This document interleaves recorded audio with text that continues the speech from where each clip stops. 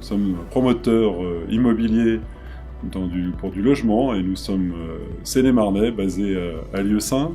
Et nous travaillons principalement sur la Seine-et-Marne, sur des programmes à taille humaine entre 20 et 40 logements.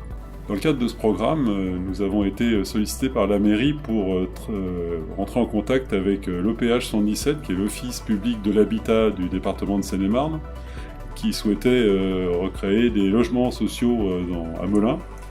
Donc nous avions son cahier des charges qui présentait un certain nombre de spécificités, notamment en termes de taille d'appartement, de programmation, de performance énergétique, notamment dans la production d'eau chaude par énergie renouvelable, plus le cahier des charges de la ville à travers le plan local d'urbanisme, et puis aussi les prescriptions de l'architecte des bâtiments de France qui régit le secteur de Melun.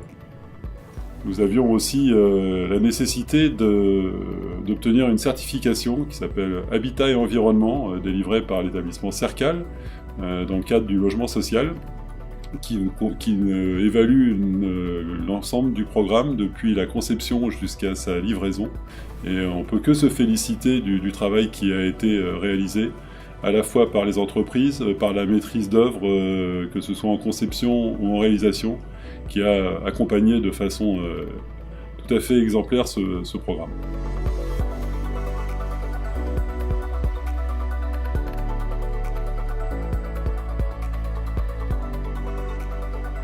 Mon rôle là-dessus, c'est donc la définition et l'écriture architecturale du bâtiment, le montage du dossier de consultation des entreprises, ce qui permet de redéfinir les prestations demandées. C'est du logement social, mais ce n'est pas une écriture de HLM au sens péjoratif du terme. Donc les particularités de la résidence consistaient à réaliser 16 logements à vocation.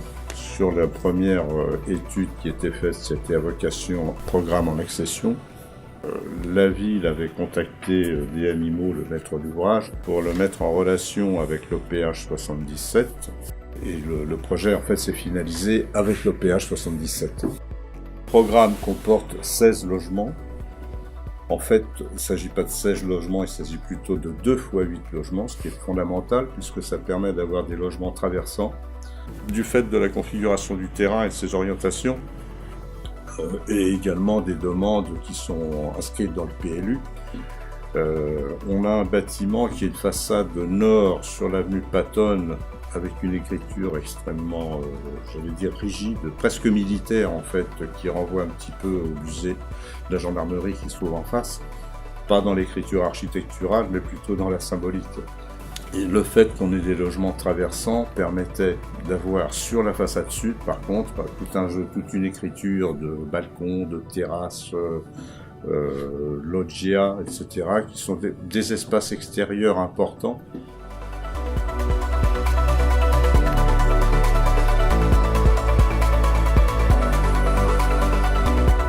Je souhaite remercier l'ensemble des entreprises et des prestataires qui ont participé à la réalisation de cette opération. Et bien sûr, l'essentiel, notre client, l'OPH 117, pour qui, je pense, nous avons réalisé une opération exemplaire.